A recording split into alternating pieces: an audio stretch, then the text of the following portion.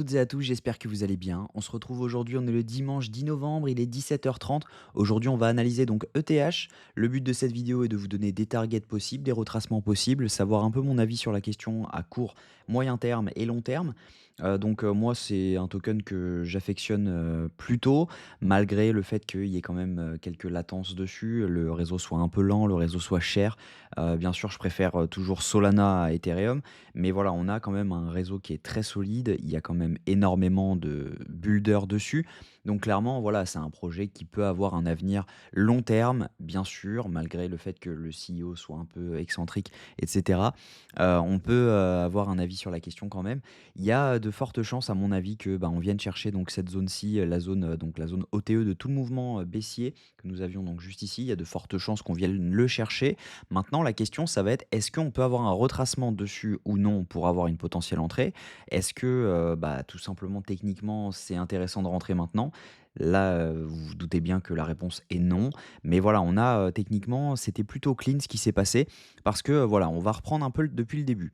On a eu donc, ce canal qui s'est tracé juste ici. Donc là, on avait nos, 2 points et on avait le troisième. Quand on trace une zone parallèle, un canal parallèle, on avait du coup potentiellement le bottom qui était vraiment, vraiment, vraiment facile à trouver quand on avait tracé ce canal. Donc c'est une chose que je n'avais pas faite, mais que je fais maintenant et je trouve ça plutôt intéressant de pouvoir, timer les bottoms comme ça, parce qu'il y a pas mal d'alt quand même sur lesquels ça marche plutôt bien. Donc derrière, qu'est-ce qu'on a fait? On a rangé complètement là-dessus, on a accumulé, on a eu donc une vraie accumulation là-dessus avec une trend et derrière, qu'est-ce qu'on fait? On avait donc énormément de liquidités à venir prendre sur cette trend, on vient liquider cette trend et derrière on repart. Qu'est-ce qu'on fait ensuite? Ensuite, on fait du up only, on passe haussier en breakant ces deux zones-ci.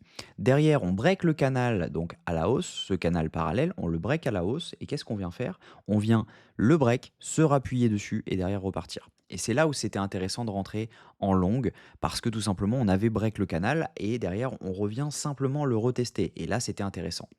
On avait également donc cette, zone de FVG à venir chercher, donc c'était assez évident quand on avait liquidé là-dessous de venir chercher cette zone-ci, donc on peut l'enlever. Mais voilà, ce que je pense, c'est qu'il y a de fortes chances de venir mècher au minimum au-dessus donc de cette zone, donc la zone des, 3 395 $. Maintenant la grande question, c'est est-ce qu'on va vraiment retracer après avoir pris cette zone ou est-ce qu'on va simplement venir entre les, 3 587 et les, 3 278 et derrière retracer ou est-ce qu'on va passer cette zone comme du beurre, hein, tout simplement? Est-ce qu'on va pas, tout simplement faire quelque chose comme ça et derrière venir à la target donc des 5 000 $ potentiellement?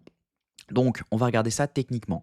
La différence entre Bitcoin et Ethereum, au niveau donc du ratio long and short, c'est que sur Bitcoin, on a actuellement 62,3% de short pour 37,70% de long. Donc c'est une news qui est complètement bullish parce que ça veut dire qu'il y a des liquidations qui sont en train de s'accumuler à la hausse et potentiellement la hausse n'est pas finie. Sur Ethereum, c'est complètement différent. On a 66,6% de long pour 33,3% de short. Ça veut dire que les liquidations, elles sont en bas, elles sont pas en haut. Donc ça veut dire que ce n'est pas vraiment les liquidations, les cascades de liquidation qui vont attirer le prix à la hausse. Donc ça, c'est la vraie différence.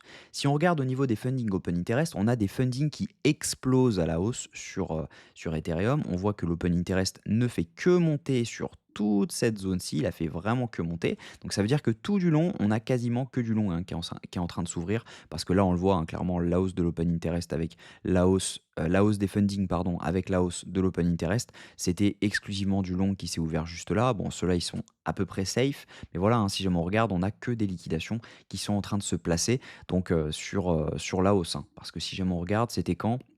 C'était le 5 novembre, on est actuellement le 10, donc on va se mettre sur une semaine. Sur une semaine, à mon avis, je doute qu'on ait des liquidations qui soient accumulées à la hausse. On est vraiment sur des liquidations à la baisse. Vous le voyez, hein, il y a vraiment que du long qui s'est ouvert, comme je vous le disais.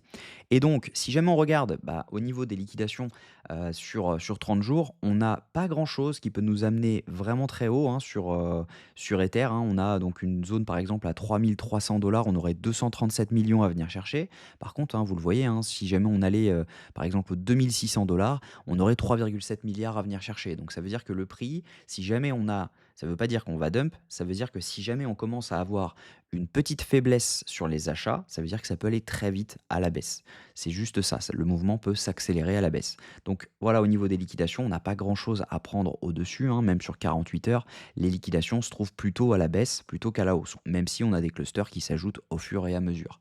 Si on regarde maintenant ce que font les gros portefeuilles dessus, on a exclusivement, donc vous avez les retails en blanc, les wells en vert et les micro-wells en jaune. Les micro-wells, donc c'est des mouvements de 100 à 1 million de dollars, les retails de 0 à 1000 balles, donc à 1000 dollars, et les wells de 10 millions à plus. Et en fait, qu'est-ce qu'on voit? On voit que c'est uniquement des retails qui font up ce prix. On a eu un petit mouvement qui a accéléré le prix sur les micro-wells, donc juste ici, hein, quand on regarde juste ici, mais voilà, ensuite, bah, les micro-wells, elles sont en train de vendre, voire ne rien faire hein, dessus. Les wells ne font rien également, hein, clairement, c'est le calme plat. Par contre, les retails, eux, ils accumulent, ils accumulent. Donc, moi, ce que je me dis, c'est qu'à un moment, quand on va avoir des vraies ventes sur les wells, bah, on peut accélérer le prix vraiment, vraiment très, très fort. Donc, ça peut être dangereux. Donc, techniquement, moi, ce que je pense, c'est qu'on va venir chercher cette zone-ci, mais il va falloir vraiment être vraiment attentif à la zone ici parce qu'on peut très bien revenir chercher cette zone-ci, donc venir liquider au-dessus de ça, et derrière pouvoir repartir à la cave, rechercher un order block, un FVG qui traîne par exemple en daily, on a un FVG qui est juste énorme, bah voilà, le FVG il est tout du long parce qu'on n'a jamais retracé cette zone, donc tout ça c'est des FVG, ça c'est un FVG, cette mèche-ci, cette mèche-ci, cette mèche-ci, etc., etc. Donc tout ça c'est que du FVG. Donc clairement, voilà, on a potentiellement un retracement à venir à mon avis, il n'est pas pour tout de suite, on est toujours haussier, mais il faut faire attention parce que si la pression vendeuse commence à se montrer, ça peut aller très très vite. Parce que tout simplement, on fait du up only, donc ça veut dire qu'on accumule en dessous. Donc on a, si jamais on se met en M15, plusieurs order blocks. On a un order block qui se situe juste ici, un autre juste ici, et là c'était un peu l'order block de la liquidation parce que, voilà, on avait ce FVG à venir prendre juste ici, hein. Quand on regarde là, on avait un FVG à venir prendre. On est venu le combler et donc c'est là où c'est intéressant de regarder. Donc si jamais je me mets par exemple en M30 pour un peu, donc je vais même me mettre en H1, je pense qu'il apparaît en H1 l'order block. Voilà, on a un order block qui se situe juste ici et c'est là où ça peut être intéressant de voir comment réagira le prix dans cet order block. Donc là, quand on se met juste comme ça, on voit qu'on a cet order block là et l'idée peut être potentiellement de venir chercher cette zone-ci avec un stop loss juste en dessous pour derrière pouvoir target les zones beaucoup plus hautes. Et à mon avis, ça c'est un trade qui devrait plutôt bien se passer, qui va être sécurisé assez rapidement et qui peut plutôt bien se passer. Même si on a des liquidations en dessous, finalement on voit hein, que le prix à chaque fois avait clean tout le move, sauf ici, hein, là c'est là où vraiment il y avait toutes les whales, les micro-whales qui avaient accumulé. C'était le premier move dont je vous ai montré. Mais sinon, on voit que ben, juste ici, on avait donc là, on avait méché pour prendre les liquidations. Là, on avait un FVG qui s'était créé, on est venu le fermer. Là, c'est la même chose, on accumule, on vient liquider juste en dessous, juste ici. Donc, c'est vraiment clean, hein. Franchement, le move est plutôt clean. Là, c'est pareil, on avait un FVG, on est venu le combler etc. Donc ce FVG-ci, on est venu le combler. Et en attendant, bah voilà, on a créé juste des order blocks, mais on n'a pas liquidé ce qu'il y avait à prendre. Mais à chaque fois, on reprend les FVG. Ici, on a un FVG à venir combler, qu'on n'a pas pris encore. Donc il y a des chances de venir le prendre, mais c'est pas là vraiment que j'ouvrirai un long. Donc il y a ce FVG à venir chercher. Donc voilà, moi ce que je pense, c'est que pour ceux qui veulent accumuler de l'ETH, je pense que voilà, dans la zone des 3000 dollars, ça peut être intéressant d'ouvrir un swing. En revanche, en spot, je n'en achèterai pas parce que tant que je vois un ratio clairement qui est que du long avec 33% de short, il n'y a personne qui le short.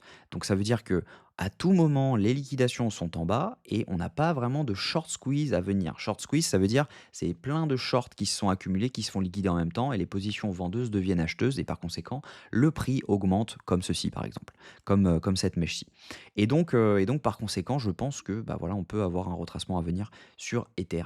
Mais voilà, il n'est pas moment de le short. En revanche, si jamais on commence à avoir un setup de short en H1 type comme celui-ci par exemple, voilà, par exemple, on aurait quelque chose comme ceci. Voilà, on commence à break des structures. Derrière, on retrace, on revient travailler le prix et on revient juste ici en étant safe. Bah derrière, voilà, on peut short parce que derrière, c'était assez facile. Mais voilà, tant qu'on n'a pas au moins une structure comme celle-là où on fait quelque chose comme ça, derrière, bah voilà, il n'y a aucun intérêt vraiment de short. Nous, le but, ce serait de short sur une zone comme ceci. et derrière on pourrait repartir. Donc voilà un peu le but de cette vidéo. Sinon au niveau des targets, hein, moi je suis toujours sur une target autour des 5 000 sur Ether.